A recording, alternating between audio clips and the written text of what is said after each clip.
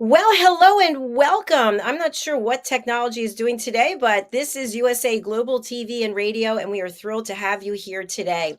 Welcome to our viewers on Roku worldwide, to our viewers on Amazon Fire, and of course to our loyal viewers we've had for the last 2 years on Facebook, LinkedIn, and YouTube. We are thrilled to have you. Our show today is the United Kingdom News and Culture, episode 112. And we are really excited. This beautiful sky is behind us. I hope wherever it is you are in the world that the sun is shining on you. Let's welcome our expert panelists who are joining us. I really do appreciate the fact that they take time every week to be here with us. Is the lovely, the wonderful, she's effervescent and constantly evolving as she's traveling all over the United States, Diann Floyd, Boehm, International Award-winning author. Hello, Diann. Good morning, Dr. JACALYN. Great to be here. I'm in Virginia at the moment. I love Virginia. My family lives there, as I told you. So one day you and I will meet in person there for sure. For sure. I'm really glad that you're here. Yesterday, I was really excited. I met with Anne from OC Publishing. We had a little interview, so I'll chat with you. She came up with a great idea for the two of us to come together. And one of the pictures we're going to see today from HELENA CHARD has something to do with that. So mom's the word. Speaking of HELENA CHARD, she is a global broadcaster. She has broadcast on some of the largest platforms in the world, bringing us up-to-date information about the royal family. She's also an expert photographer, and she's somebody who really cares about making the world a happy place. Welcome, HELENA. Oh, thank you so much. Hello, ladies. Hello, hello. We're waiting for Jen. Good to see you again. Oh, it's always so wonderful. And look at our lovely skies behind us. It makes you feel happy, doesn't it? Right. Doesn't. It's So perfect does. for Easter week, or the week after Easter, I should say. Yes. Absolutely. I've never actually seen a sky that looks like this, but I imagine it does exist somewhere. What do you mean? It's real. We're here. We're outside flying around. So. Well, let's bring our other team member, the lone gentleman of the group. When it comes to fishing, fisheries, smoking fish, anything that has to do with fish and cooking, he is your go-to person. He is an expert keynote speaker, and he also is very much involved in making this world a beautiful place, because he always has on this day for us before the show ends, and he's also an author. Let's welcome Simon MacDonald. It's lovely to be back. I'm sorry I missed last week. I've brought a note. So. Well, we appreciate the note. I think it's interesting how Wave moves us all around. I have no idea how it decides where it's putting us. So if you're wondering how you got to be in the box where you are, I have no control over It's Well, I'm happy with this box, but I mean, waves are at sea. Waves are a constant motion anyway, so we're always going to be moving about. that's So right. yeah, You we've know, got a bit of a cloudy sky here today. It's been sunny, and a lot sunnier than you've got it there with your skies. But there's been the odd little shower in between. But it only seems to be the odd little shower when I go outside. Somebody's watching down on me, and they're obviously not pleased with me for something. There we go. And a belated happy Easter to everybody. yes, belated Yeah. happy Easter. And I have to say, here in Florida, it is going to be 90 degrees Fahrenheit today. Oh, wow. And I went out to teach spin class. I had to be there at 5:30 a.m. and it was 72 degrees, which is, I think, fabulous. I love it. So, Diann, you said it's a little chilly where you are in Helena. It's 50 degrees, so for me, that's very cold. It's it's freezing I up have on a sweater. I'm so cold. Helena, how about where you are? I'm so sorry. I've not heard anything that you have said. Can you hear me? Yes, yes, Yeah. we can hear you. Right. Okay. I think I've just tried to switch these off. One thing I think would be fun just to have a brief chat about, because one of our team members here, Dr. Justina Mutali, she actually posted something on Facebook. I'm not sure where else, maybe LinkedIn, about the fact that people get very confused between London, United Kingdom, and Great Britain. Oh, yes. Is there anybody here today who would like to explain to our viewers what the differences are between London, United Kingdom, and Great Britain? London is simply the capital city of the United Kingdom. Great Britain, the way things are going politically just now, well, let's just call it Britain. I think the great bit is just about teetering the edge. But the United Kingdom covers Scotland, England, Northern Ireland, and Wales, so which is sometimes referred to as Great Britain, ambitiously. That's So, exactly how I learned it. so just to confirm for our audience, those three are not interchangeable. No. They are Not really. Well, mutual. I mean, London's just a bit of a village down somewhere down the bottom of the country. It's a big village. It's got about 8 million of a population, as opposed to Scotland having the biggest landmass and the biggest coastline of the United Kingdom, and Scotland's population's just teetering on 6 million. So we've got lots of room to move about, and the air is pure, and the waters are clean, and yeah, it's nice. And I believe that London is known to be culturally diverse. Is that correct? Oh yeah. Yeah. Did you say London is culturally diverse? Yes. Yes. But you're quite faint. Oh, absolutely. Yes. And we're going through sort of some strange times, but it's pretty inclusive as well. But quite fractious at the moment, I guess. So it's quite hard to judge. But on the whole, yes. Wonderful. Well, I know Helena and Simon, you both have information that you want to share with our audience. So why don't we get right to it? Helena, we're going to turn over to you. Okay, thank you so much. I hope you can hear me. I'm having little technical difficulties here and haven't heard very much of our intro. So if you can hear me, that's great. I will keep going. And I think I'm going to begin with, I mean, so much has been happening here in the United Kingdom, royal-wise, and I'm just thinking where I should pick off. I think I'm going to start with Easter. So obviously we've just had Easter. Happy belated Easter, and I hope everyone had a lovely time. And for me, it was absolutely wonderful to see so many well-wishers and crowds gathering outside Windsor Castle. And obviously we saw, it was really good to see the royal family, our British royal family, attending a service at St George's Chapel. But more importantly, it was lovely to see King Charles with Queen Camilla out in force. And we weren't too sure whether King Charles was going to be well enough to turn up, but he did. And the one thing I'd say is he's really missing meeting the people. He has a great affinity with people, and people love meeting him. He's really chatty, he cheers people up, and he's missing that a great deal. So I think in his situation, having obviously chemotherapy, he's wanting to meet the people. So obviously St George's Chapel, he was there at the service, and afterwards, strangely enough, even inside in the service, he was sat away from the royal family. He was just sat with his wife, Queen Camilla. But afterwards, he was greeting well-wishers outside the castle, so shaking hands and chatting and having a laugh as he normally does, which I found quite strange in a funny kind of way. But I wondered whether it's because he was outside. But it does seem strange that having his treatment that he did that, or whether he was just so wanting to do it that he thought, oh, I'm just going to do it. So it was lovely to see him, and obviously a shame we didn't see the Prince and Princess of Wales, understandably, and their children. They were at Sandringham for Easter.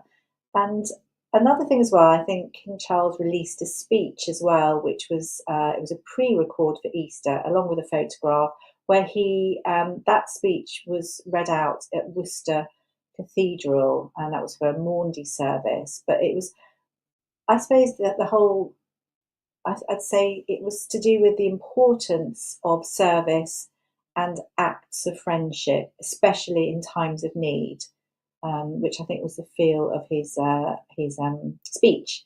So that was great. So lovely to see everybody out.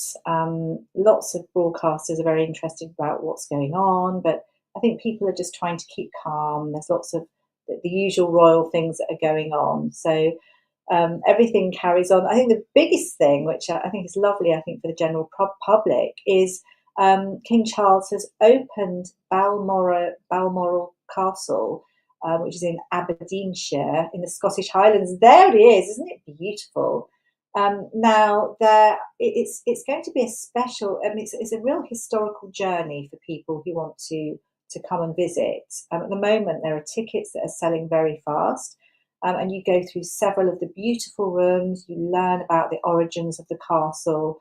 I think it was built actually in 1855. So this is a very unique opportunity. It's the first time that the public have been allowed to enter Balmoral and actually have a look at the wonderful rooms. It is fairly expensive. I think there's a general ticket which is about £75, so it's 100 or 150 with afternoon tea, but there are something like 40 spaces a day, so it's not as if it's like going to Buckingham Palace where you can have huge, great big tours. It's a little bit more bespoke, and I think it's a maximum 10 people per group. But such a lovely experience to see the beautiful rooms. You have the ballroom, and you have a beautiful collection of King Charles watercolours. Absolutely stunning. I mean, he's a fabulous artist and sells a lot of his pictures as his artwork, which then goes to charity. And then you've got the outfits as well, worn by the late Queen Elizabeth and her mother, and also King and Queen, so Charles and Camilla, their outfits too. So they're on show. And the wonderful green drawing room. And I think the last image that we saw of the late Queen Elizabeth was she was talking to Liz Truss at the time, and you could see her in that green room. So a wonderful thing to see. The family dining room, the library, the pages lobby. So much to see. I just think it's a very exciting experience, and I think if anyone wants to go, they should really book up. It's not something that's going to be open for long. I think it's until the 4th of August, if I'm right. So something from now, but so lovely to think, the Scottish Highlands, and I'm sure I don't know how far it is from Simon, but we shall find out shortly. And a lovely thing as well with Queen Camilla, who is, gosh, she is doing so much work at the moment. She really is Queen Camilla. So obviously she's standing in for King Charles. There she is, and she invited guests to Clarence House. This is actually her at Clarence House, celebrating the results of a new study. Now, this study was commissioned by her reading group, which is actually called the Reading Room. It's her book club, and it's a charity. And obviously, she's always championed the benefits of reading. And this survey that's come out now, and it talks about, it's not just about eating your fruit, is it 5 a day, and walking a certain amount of steps. But obviously, even just 5 minutes of reading a day, especially science fiction, is incredibly good for the brain and mental wellness, and reducing stress and improving concentration. And really, it's the whole connectivity, so connecting with people. So great that she invited people round to Clarence House to celebrate this new finding. And I have so much admiration for her, because she's doing so much work at the moment, but she has such dignity and, I would say, humour everywhere she goes. Everyone's laughing, and I just think, gosh, I mean, so brilliant that she's so strong. And yeah, she's a real treat, I think, for our royal family. And I think a little funny in a way. Now, this is I sort of couldn't believe it in a way. So the late Prince Philip, who had such a sense of humour, and I think probably has been laughing away as he's seen this. So there was a statue that was made for him. It's to commemorate his 35 years as Chancellor of Cambridge University. Here we go. So here's this statue that's called the Don. Now, this cost 150,000. Wow. Now, I'm not too sure about this. It certainly doesn't evoke the spirit of the late Prince Philip, unless you can think about the funny side, where it's a bit tongue-in-cheek. This is outside Cambridge office block, and it's made of bronze. It's 4 meters high. There he is in his academic robes, etc. But what, this face, this sort of twisted face, I'm not too sure. I think certain people were saying it's probably the ugliest thing that they'd ever seen. And how did this come? You know, this is sort of to commemorate 35 years of being Chancellor of Cambridge Union. And, you know, to get to this stage, it goes through all these different sign-offs. And that's the strange thing, because now people are calling for it to be removed. And I don't know what to think. I mean, it's a huge amount of money to spend on that. I mean, having a in memory of statue is wonderful, but not quite that one. And I think just because of that statue, we have a lovely picture, a lovely photo, if we have it, Dr. JACALYN. It's in loving memory of the late Prince Philip. Yeah, and that was him. I think in his passing, Sophie, the Duchess of Edinburgh, put that out, and she actually took that, which I think is the most beautiful photograph, one of the most beautiful photographs I've seen. Look how happy they looked. It was taken a long time ago. I think we're looking at something like 2005. But such a beautiful picture. Again, this is very well, I think practically on Balmoral. It's the Scottish Highlands, so absolutely beautiful. And so I think that's on Prince Philip. Now there's something I just want to mention about, and it's a little sad in a way, but we're always talking about great news and good news, and I think it always has to prevail. And in this situation, it's a bit of sad news, but we have to also celebrate the people behind it. So World Central Kitchen, founded in 2010 by Jose Andres, is a charity that was set up to deliver freshly prepared meals to people in need. So this is following natural disasters and also in times of conflict. And unfortunately, we've learned that 7 aid workers were killed in an Israeli strike, and 3 British people within that. It was such a sophisticated military exercise to get in and deliver food to starving people in Gaza that no one can believe this has happened. But these people have to be celebrated. You know, the strength of going out to do that. You know, and they're such kind people, just going in to try and, you know, feed these starving families. Anyway, to me, it's just so sad, but I wanted to bring it up because there are lots of people doing good in the world, and we all have to remember that.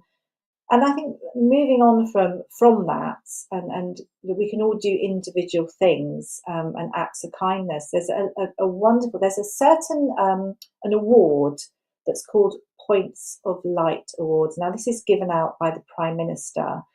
And there is, I'm not sure of his age, but it's a guy called David Brown, and he is a Suffolk baker. And amazingly, it's basically given 120,000 to charity. He's raised that for Help the Heroes, which is a wonderful charity to help war veterans or military workers who are basically, struggling. So it is a great charity. So I cannot believe. So he is known. He's got a great name. I can't remember what it is now. I think he's called something like Lord Drizzle after Drizzle Cakes. His cakes are phenomenon. He's got orders at the moment. There he is, being given his award, and his wife passed, I think, a few years ago. His daughter was actually in the armed forces, and he's carried on making those amazing cakes. But can you imagine selling all those cakes and making £120,000 to give to charity? He's continuing it, but his orders, especially his Christmas cakes, people have already put in orders for it, and people as far as the US, because they love his works, his cakes so much. But it's great, and doesn't it go to show that we can all do wonderful things? So congratulations to him. Outstanding. And just to say as well that the actual award is given for outstanding volunteer work. So we could all get one of these if we put our mind to it and raise loads of money. And I think I'm going to finish off on a wonderful. Now, I haven't been here, but it's not very far from me, and I will report further once I've been. But I just wanted to talk about it, and it's to do with NASA. So NASA, everyone's talking about trips to the moon and all the fabulous Apollo sort of trips. And now there is this wonderful immersive show. It's a visual and audio feast, and it's called the Moonwalkers. Now, yes, this is taken inside. It's called the Lightroom Gallery in King's Cross. One small step and a giant leap for mankind. And it's all to do with the Apollo missions where people actually landed on the moon. So is that 11 to 17 or something like that? And this actually, it got underway. I'm just going to backtrack a bit. David Hockney had a wonderful exhibition called Bigger and Closer that I actually did visit, which is wonderful. And he invited a couple of people, very special people, to come and see like a private view. One of these people were Tom Hanks. And the minute he was in there, because it was a wonderful, as I say, immersive show, so the sound and the visuals are incredible. So once you're inside, it's like you really feel like you're inside whatever's being shown. And the one thing he said suddenly was like, wow, we could all walk on the moon. That's the one thing he said. From there, this exhibition, The Moonwalkers, has come to fruition. He is the narrator. He's written the script and worked ferociously towards getting this exhibition together. He's an absolute sort of techie. Is it techie? What would you call it? He's a moon, someone that's obsessed with everything to do with the moon. And as such, he's got this exhibition together.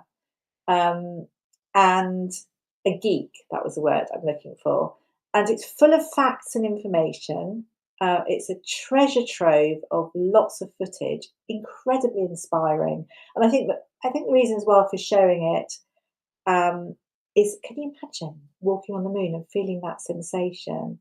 But it's inspiring. Yeah, look at the footprints. Isn't that incredible? But the good thing about it is it's inspiring. It's a bit like King Charles' speech in a way. It's about unity, togetherness, inclusivity. It's very touching, so I've been told. And I think, in a way, if you see it, you sort of feel that the world is a happier place. I think that's what I'm trying to say. So it's a little bit of positivity. So it's a great exhibition. It's going to be showing until October, so there is time to go and see it. But it's fabulous, and you can see by those pictures, to be actually immersed in it and feel you're actually there is something very special. I think that's where I'll end.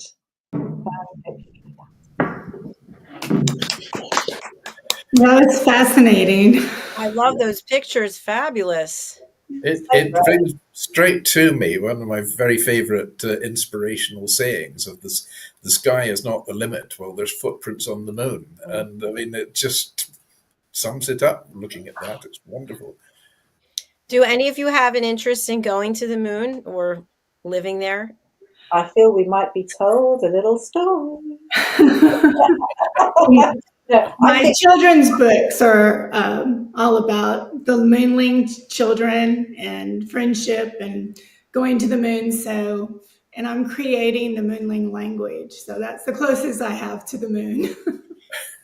And I just had a book come out yesterday, unrelated, about Lady Ella she goes to each planet in the solar system, and she teaches the various creatures living there how to listen and communicate. So, Diann, that's where I'm going to leave it, because Anne has an idea for Lady Ella and the Moonlings coming together. Oh, there you go. Very good. I really like this picture as well. isn't that funny? What do you think, guys? It's a strange one, that. I I can't know. make my mind up. It's a bit of a Marmite thing, I think. You love it or you loathe it. I I think can it's appreciate it. That doesn't necessarily mean to say that I actually like it. But if it's supposed to represent Prince Philip, then he should perhaps take the towel off his face. Yeah, why isn't there a face? I know. you can imagine him laughing, can't you? But Oh yeah, 150,000 pounds. Wow. Yeah, it's I, pretty. I, I can imagine he had quite colourful things to say about it. Anyway, Me too. I loved hearing about the Queen Camilla, and who knew science fiction enhanced one's thinking process. I want to learn more about that.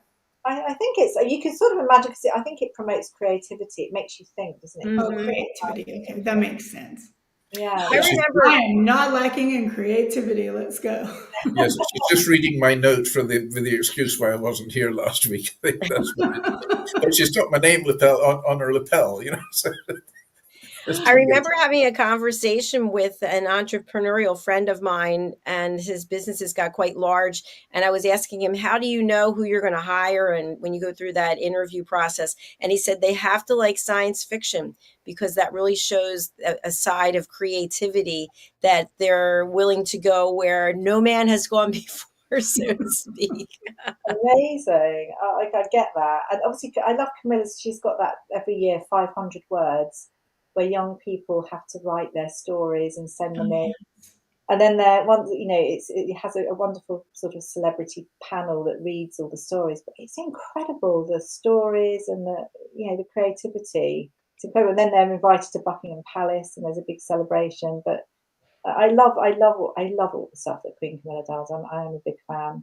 I think she's surprised people over the years. An amazing PR, set up. Because when you think years ago, people, or are you? How does everyone feel about Queen Camilla? I'll put it back to you.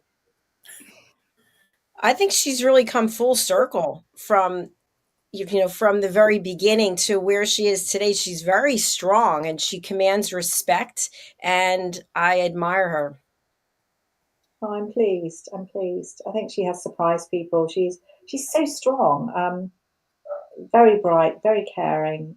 People do love her, and she's incredibly funny. I think that's the side that people don't see. She is really funny and very engaging. And I love hearing about all her books and stories and her charities. So all really good. So good for King Charles as well at this moment, because not only has she sort of stepped up in I bet she can't believe what she's doing, but she's there as a complete support for King Charles, who I'm sure she's putting him in his place and trying to make him stop working, because he's a workaholic, So he's at the moment having to be very good.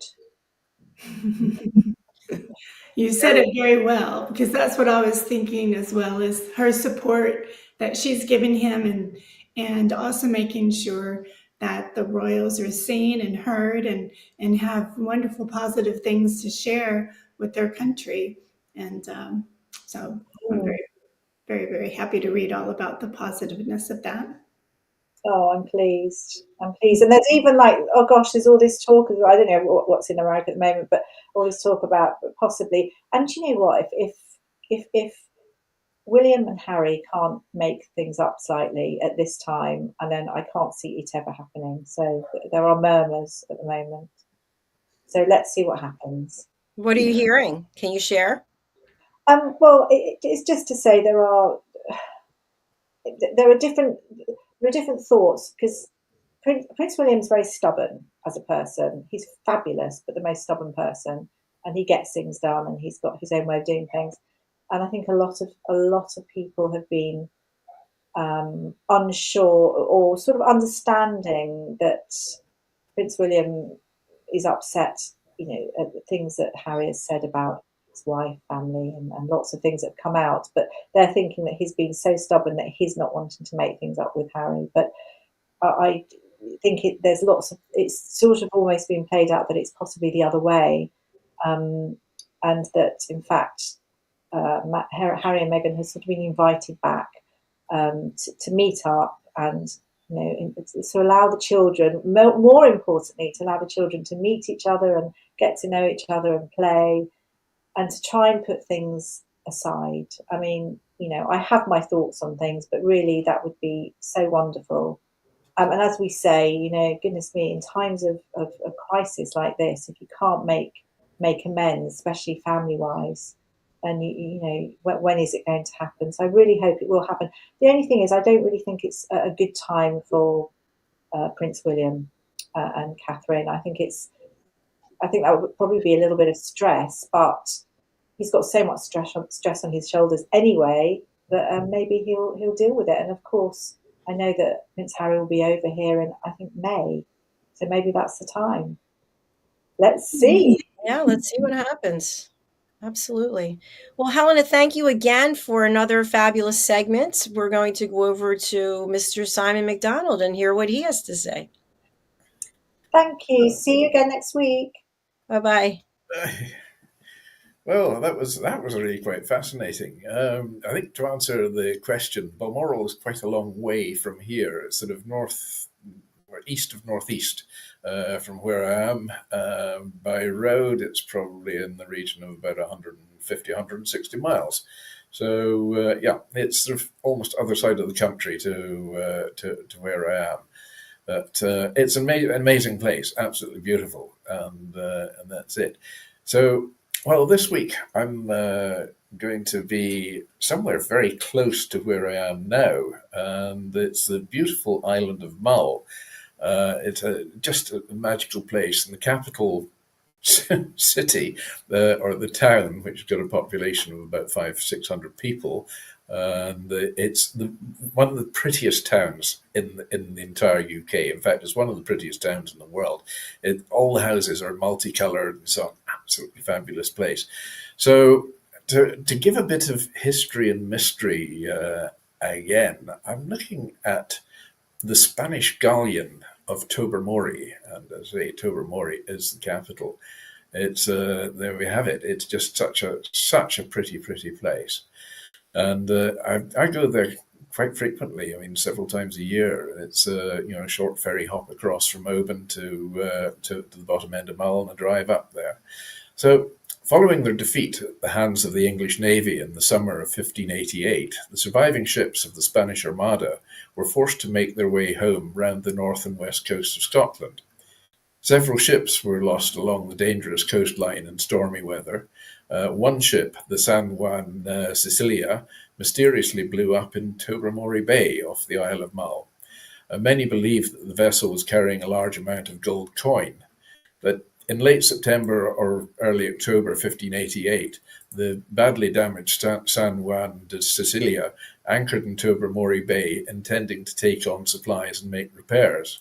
She was originally named the Broad Martolossi, the 800-ton armed merchant vessel with a crew of 63, which had been requisitioned from the Republic of Ragusa for use as a cargo carrier and troop transport, and was captained by Luka Ivanov Kukovic, which had quite a mouthful as well.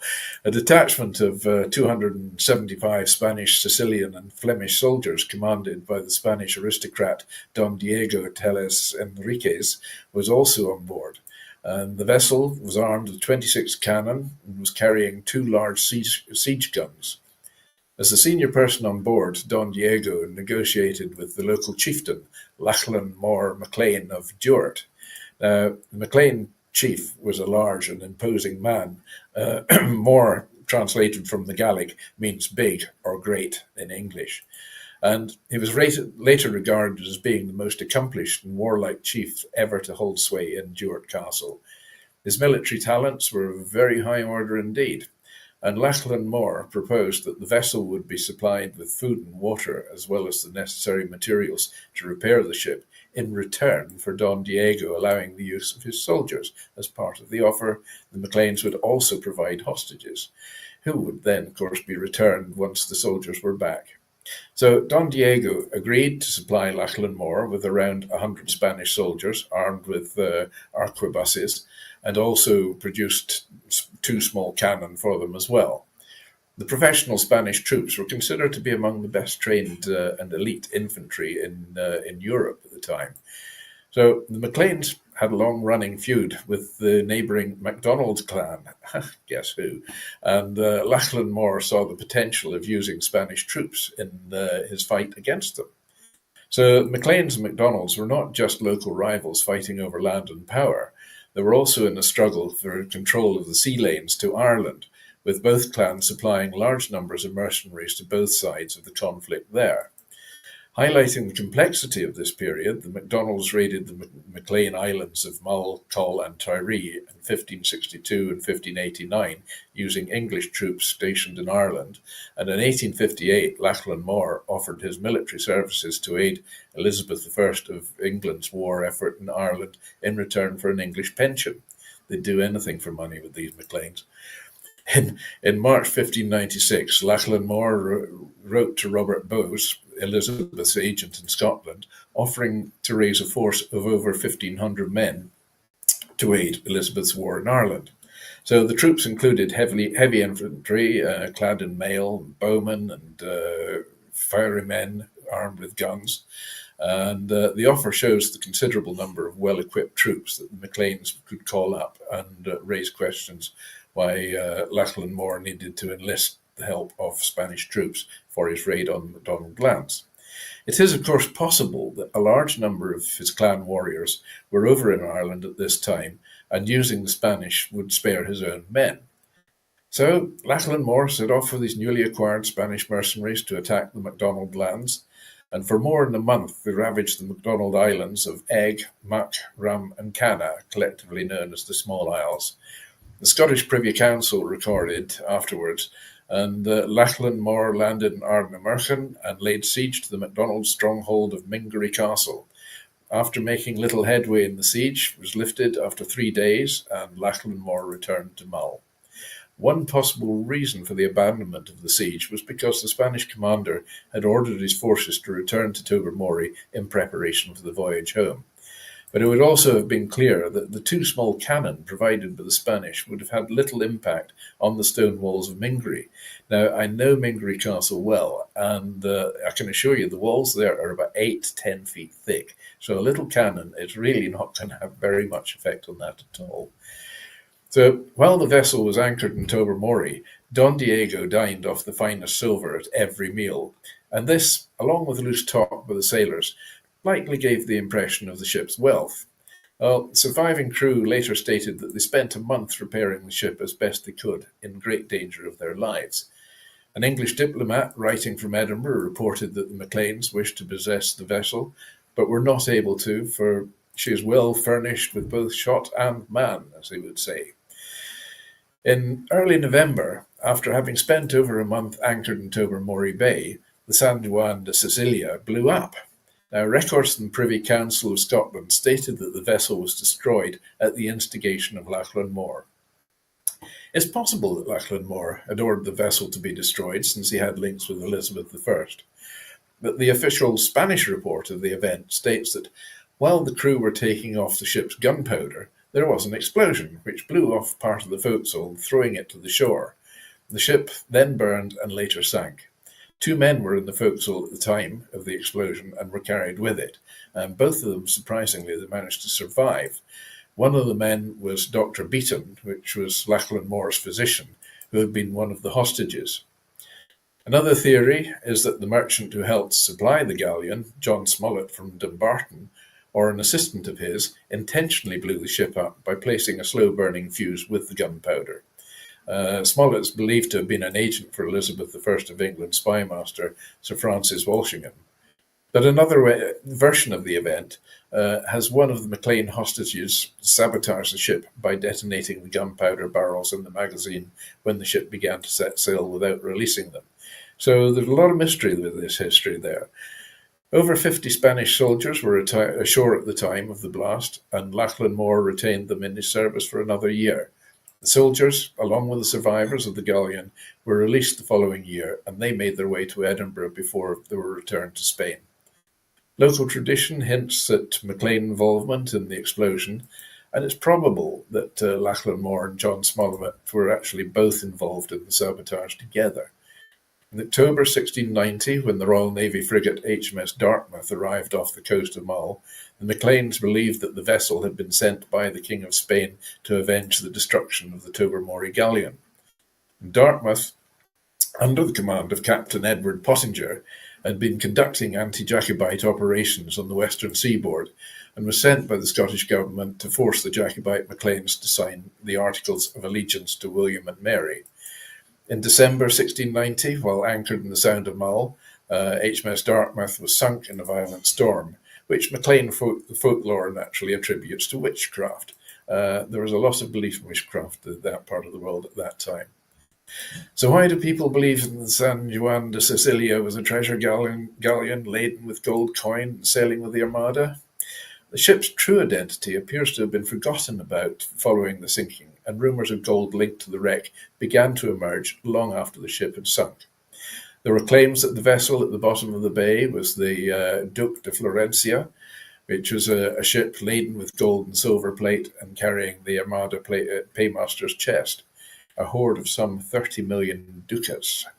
However, the Duc de Florencia managed to make it back home to Spain after the storm that destroyed most of the Spanish Armada.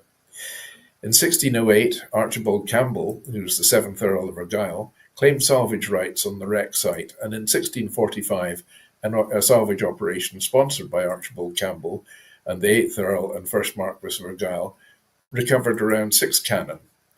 In 1665, Archibald Campbell, 9th Earl of Argyll, sponsored a diving bell operation that recovered 2 brass cannons and a great iron gun. The Earls of Argyll were hoping that the discovery of sunken treasure would help to alleviate their ever-increasing debts, and their determination convinced the Macleans of Duart that there may be some truth to the story of the treasure.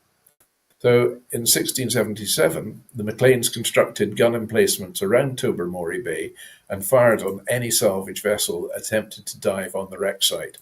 Well, this in turn, along with the exaggerated tales by divers, fueled the myth that the vessel had been carrying 30 million in gold coin. Following Archibald Campbell, 9th Earl of Argyll's uprising against James VII, who was also the James II of England, in 1685, the wreck site was forfeited to the Crown. James authorised Salver Archibald Miller of Greenock to conduct further operations that recovered a silver bell, 7 guns, 3 anchors, a capstan, and other pieces of ship's equipment.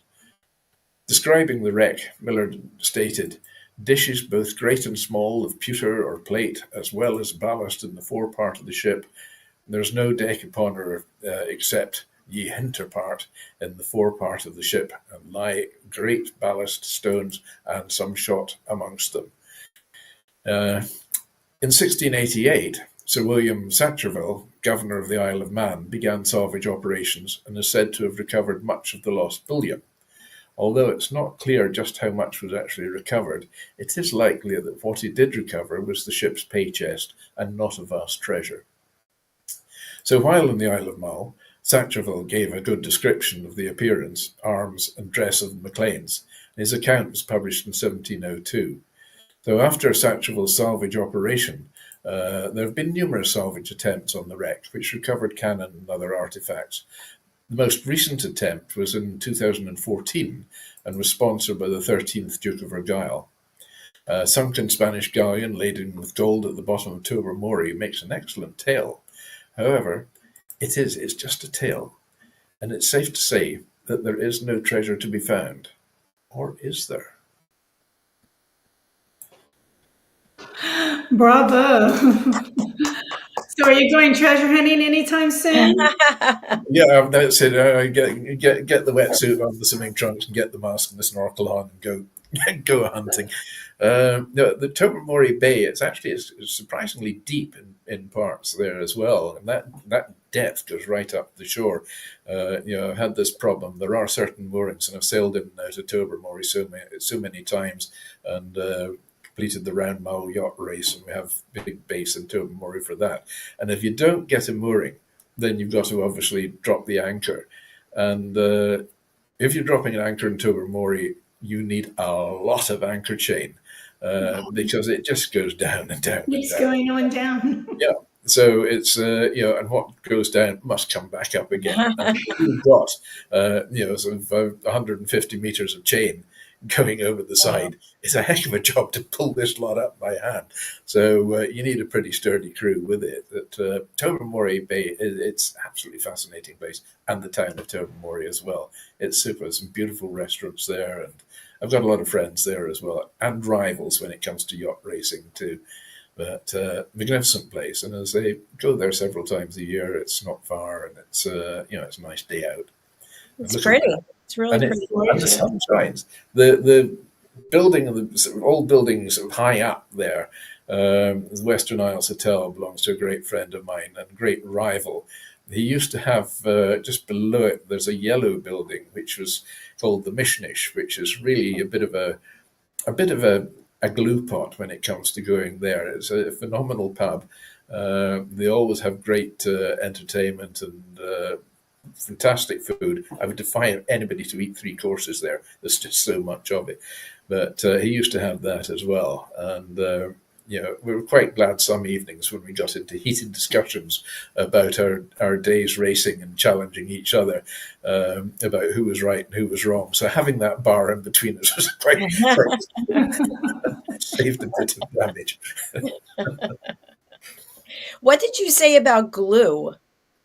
Yes, I mean, describe a pub being a glue pot. It means that everybody gets in there, and you can't really get out again. You're there for the duration, and then the Mishnish, they know how to do that. I like that expression. I never heard that before. Oh well, there we are. Simon, thank you so much for that presentation. What do you want to share with us today about On This Date?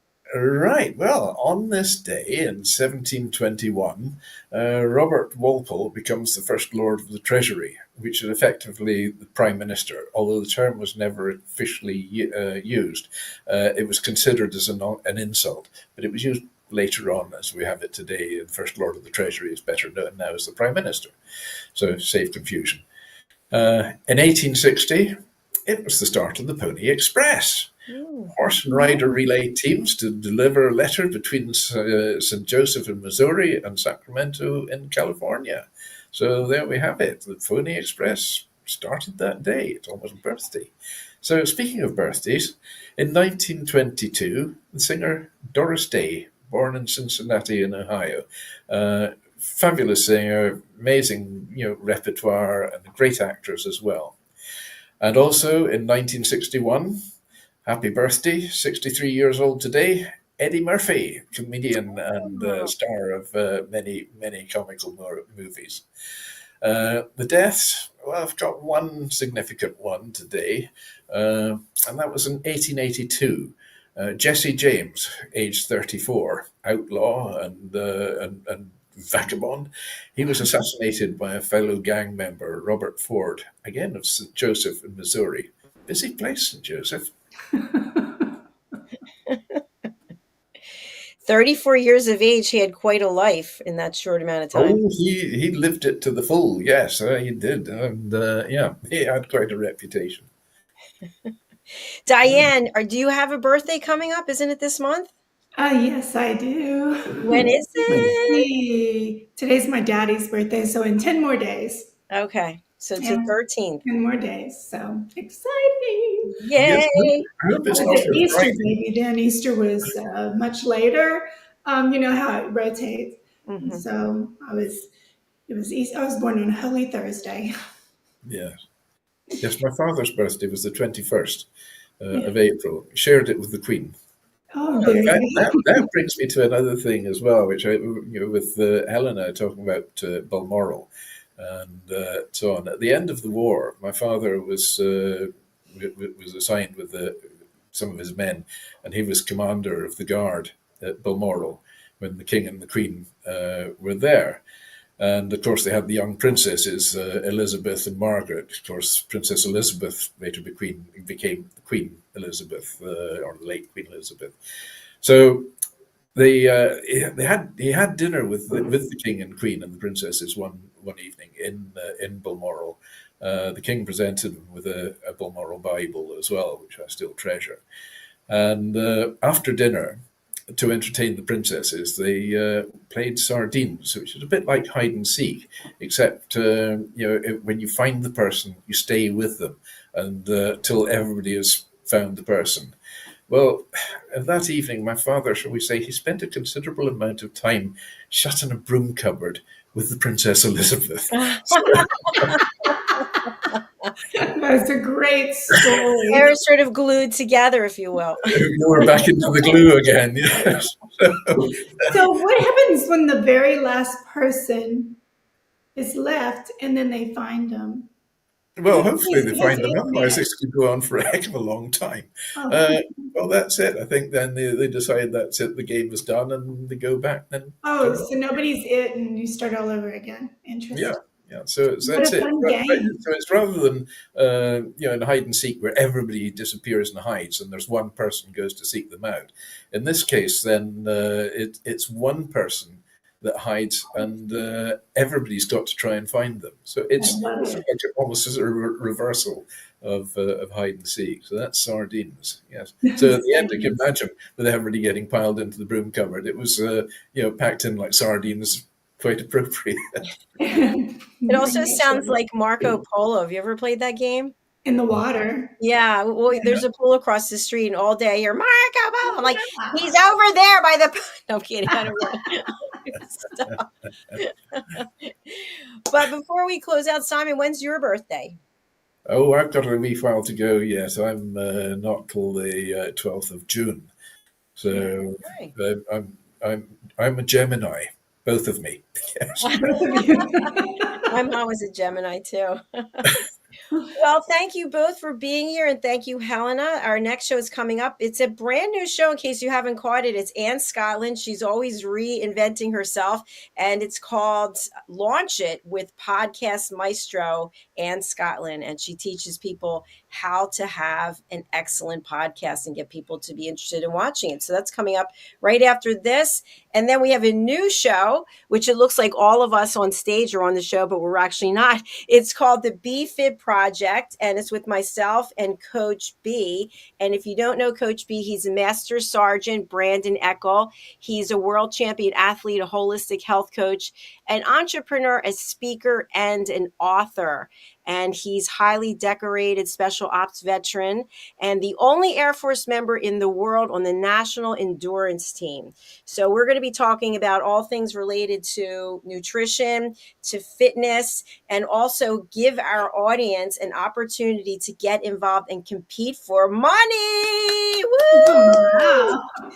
Yes. So join us on Fridays for that. So last words, anything, Diann, you want to share about something coming up for you or something you're working on? I'm working on a lot of things, but I just want to remind everyone to think of something and do an act of kindness. We all need that in the world. And to pray that peace comes soon. Beautiful. Thank you. Simon? Well, we have 2 ears and one mouth, so we can listen twice as much as we speak. Oh, I I know love some that. people that actually, I think, probably got 2 mouths and only 1 ear. I'm all about the listening, and I'll just share with people it's okay to set boundaries and to have respect for yourself, but it's also important to ask permission for someone's time instead of just thinking that whenever it is you want to share something, it's okay for you to just blither into it and not be respectful of the fact that somebody else might not mentally be there because they're working on something else. So that's all I have to say for today. Stay tuned for Launch It, followed by the Royally Rich Lifestyle Show. We'll be back again here next week with our show, the United Kingdom News and Culture, episode 113. So we'll see y'all then. Getting old. Bye, everybody. Bye for now. Bye, everyone.